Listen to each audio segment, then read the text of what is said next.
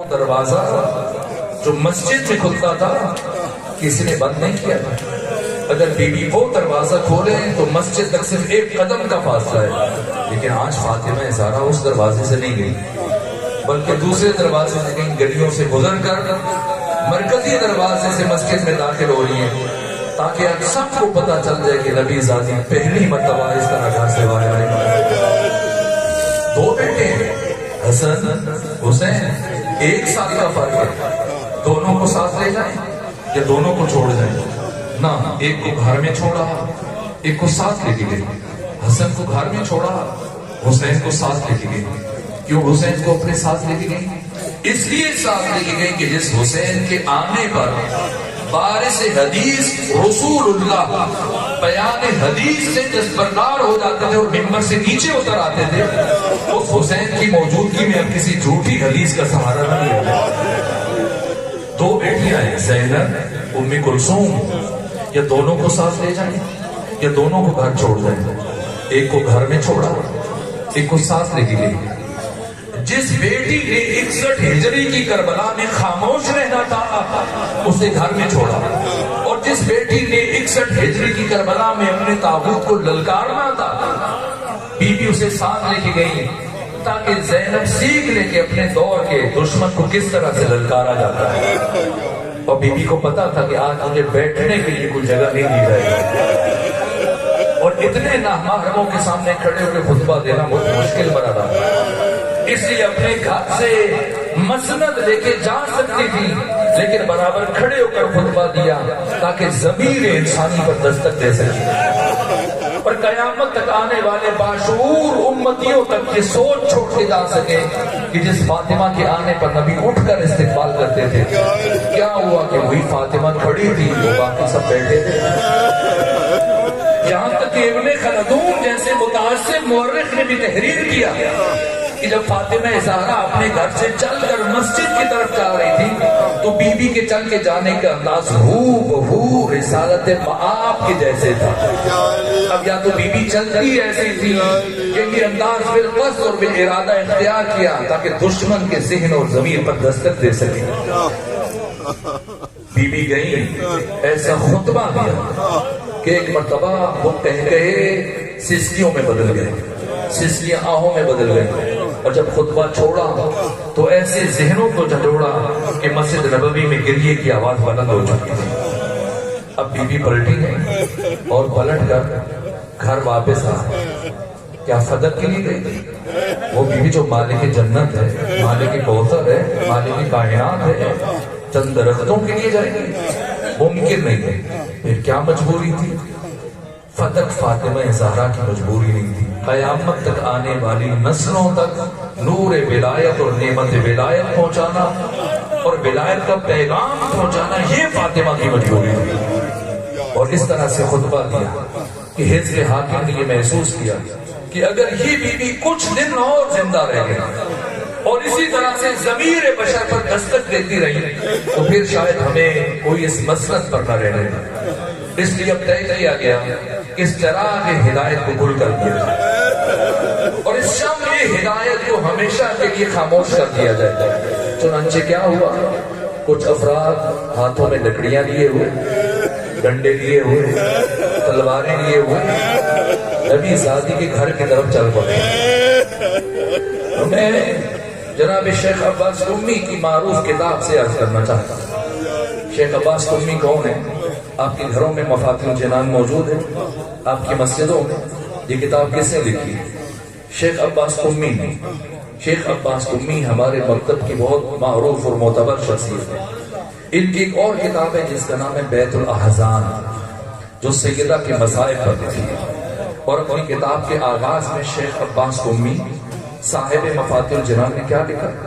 کہا کہ ایک بہت بڑی شخصیت کا بیٹا 64 ہجری میں مدینہ سے شام گیا کچھ افراد کے ہمراہ، اور جب شام پہنچا تو اس نے یزید سے شکایت کی.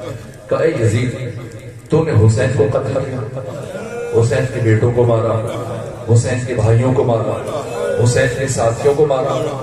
اگر اس حد تک تو رک جاتا تو میں تم سے کوئی شکایت نہ کرتا. چونکہ یہ مردوں کی لڑائی تھی لیکن تمہیں یہ حق نہیں تھا کہ تو نبی کی بیٹیوں کو بازاروں اور درباروں میں بے مکنا و چادر اوباشوں اور شرابیوں کے درمیان لے کے آتے ہیں۔ جیسے ہی شیخ عباس قومی لکھتے ہیں جیسے ہی یزید نے یہ بات سنی تو اس کا چہرہ غصے سے سرخ ہو گیا اور اس نے کہا اگر کوئی اور یہ بات مجھ سے کہتا تو میں برداشت کر لیتا، لیکن تمہیں یہ حق نہیں دیتا کہ تم یہ بات مجھ سے کہو۔ تو آنے والے نے پوچھا کیوں میں کیوں نہیں کہہ سکتا؟ اب یزید اپنے مقام سے اٹھا اور لکڑی کے صندوق سے ایک تحریر نکالی اور وہ تحریر آنے والے کی طرف بڑھا دی، یہ پڑھو۔ اس نے پوچھا یہ کیا ہے؟ کہ یہ تمہارے باپ کا خط ہے جو اس نے مدینے سے میرے باپ کو کبھی شام میں روانہ کیا تھا۔ کیا لکھا تھا اس خط میں؟ وقت محدود ہے، بس ابتدائی حصہ اس روایت کا پڑھ کے آپ کی زحمتوں کو تمام کر لو۔ کیا لکھا؟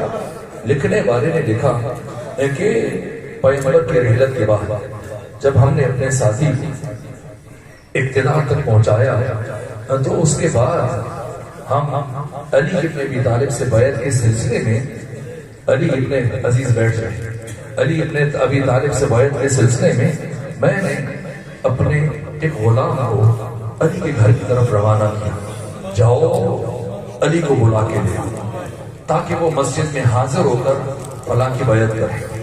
لیکن جب میرا غلام گیا تو اس گھر سے ایک کنیز ظاہر ہوئی دروازے کے پیچھے سے، اور اس کنیز نے کہا کہ میرے آقا علی قرآن کی جماوری میں مصروف ہے اور جب تک قرآن کی تدوین کا کام مکمل نہیں ہو جاتا میرے آقا علی گھر سے باہر نہیں آئیں گے۔ کہ جب میرا بھیجا ہوا فرد خالی واپس آیا تو مجھے بہت غصہ آیا، تو میں نے دوسرے مرحلے میں اپنے کچھ ساتھیوں کو روانہ کیا، جاؤ جا کے علی کو لے کے آؤ اور کہنا اب کی دفعہ اگر علی نہ آئے تو کہنا فلاں یہ کہہ رہا تھا کہ وہ لینے کے لیے خود آئے گا، اور جب وہ خود آئے گا تو پھر تمہیں ہر حال میں لے کے آئے گا۔ تو کہا دوسری مرتبہ میرے بھیجے اوپر جب رات پہنچے تب کل بات کیا، اور اب کی دفعہ علی کے گھر سے نبی زادی دروازے کے پیچھے آئے اور نبی زادی نے میرے لیے پیغام بھیجا کہ فلاں جب تم نے حق خلافت ہم اہل بیت سے لے لیا تو پھر ہم سے مزید کیا چاہتے؟ اگر یہ چاہتے کہ علی تمہاری بیعت کرے تو نبی زادی کی زندگی میں ایسا کبھی نہیں ہو پائے گا۔ یہاں تک کہ جب میرا بھیجے ہوئے افراد دوبارہ خالی واپس آئے تو مجھے بہت غصہ آیا اور اب میں خود اٹھا 50 افراد کو اپنے ہمراہ لیا، لکڑیاں اٹھائیں، ڈنڈے اٹھائے، تلواریں اٹھائیں، جلانے کا سامان اٹھایا، ہم سب علی کے گھر کی طرف چل پڑے۔ پھر میں نے قنفذ سے کہا اب دستک دو، قنفذ نے دستک دی اور میں نے محسوس کیا کہ علی دروازے کے قریب پہنچے اور دروازے کے قریب میں نے علی اور بطول کی یہ گفتگو سنی۔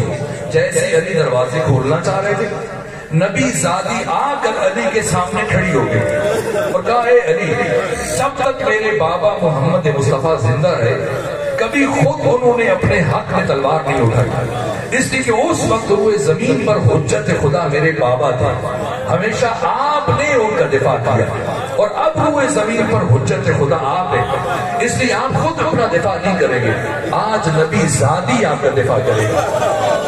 علی نے کہا اے نبی زادی جیسے تو مناسب سمجھتی۔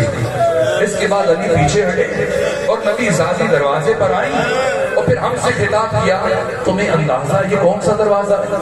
یہاں تو میرے بابا محمد مصطفیٰ کھڑے ہو کر قرآن کی آیتوں کی تلاوت کرتے تھے، میں نے کہا جو ہوتا رہا سو ہوتا تھا، علی کو باہر بھیجے ورنہ ہم اس دروازے کو آگ لگا رہے ہیں۔ کہ اس دروازے کو آگ لگاؤ گے جس میں تمہارے نبی کی بیٹی رہتی ہے، کہ آگ لگائیں گے اور کسی بات کی پرواہ نہیں کریں گے۔ بس مجھے عزیزوں لکھنے والے نے یہ لکھا کہ میرے اشارے سے قنفذ آگے بڑھا اور اس نے در فاطمہ کو آگ لگا دی، دروازہ جلنے لگا، لیکن صاحب تحریر نے کیا کہا کہ میں غصے میں اتنا پپڑا ہوا تھا کہ میں نے دروازہ جلنے کا انتظار نہیں کیا اور جلتے ہوئے دروازے کو ٹھوکریں مارنا شروع کیا، اور تھوڑی دیر کے بعد وہ دروازہ گرا۔ اے اہل کروڑ مکہ اپنے دلوں پہ ہاتھ رکھ کے بتاؤ کیا وہ دروازہ زمین پر گرا؟ کیا وہ دروازہ زمین پر گرا؟ اے کاش زمین پر گرا ہوتا، لیکن میں کیا کروں کہ زمانے کا امام فرماتا ہے کہ میں اس لمحے کو کبھی نہیں بھلا سکتا جب میری دادی فاطمہ زہرا جلتے ہوئے دروازے اور دیوار کے درمیان تھی، اور دروازے کی کیل میری دادی فاطمہ کے بازو میں پیوست ہو چکی۔ بس دروازہ گرا اور سیدہ کی آواز بلند ہوئی، سیدہ میری طرف پڑھو کہ میرا محسن شہید ہو چکا ہے۔ اور اب لکھنے والے نے لکھا کہ ہم 50 میں سے 11 افراد علی کے بیت الشرف میں داخل ہوئے، اور میں آگے بڑھ کر علی کے بالکل قریب پہنچ چکا تھا، اور میں چاہتا تھا کہ علی کے گلے میں رسی ڈالوں، لیکن اسی اسنا میں نہیں معلوم فاطمہ کس طرح اس حالت سے اٹھی اور اٹھ کر تیزی سے آگے بڑھی، اور آگے بڑھ کر میرے اور علی کے درمیان حائل ہو گئے، اور مجھ سے کہا فلاں تو کبھی فاطمہ کی زندگی میں علی تک نہیں پہنچ پائے گا۔ تو میں نے کہا اے نبی ساتھی درمیان سے ہٹ جا، ورنہ ایسا ظلم کروں گا کہ تو ہٹنے پر مجبور ہو جائے گا۔ فاطمہ نے کہا میں قیامت تک نہیں ہٹوں گی۔ اب صاحب تحریر نے لکھا میں نے اپنا بازو فضا میں بلند کیا اور پھر پوری طاقت سے ایک ایسا تماچا نبی ذاتی کے رخسار پر مارا کہ فاطمہ زہرا بہت دور جا کر گری۔ اللہ اللہ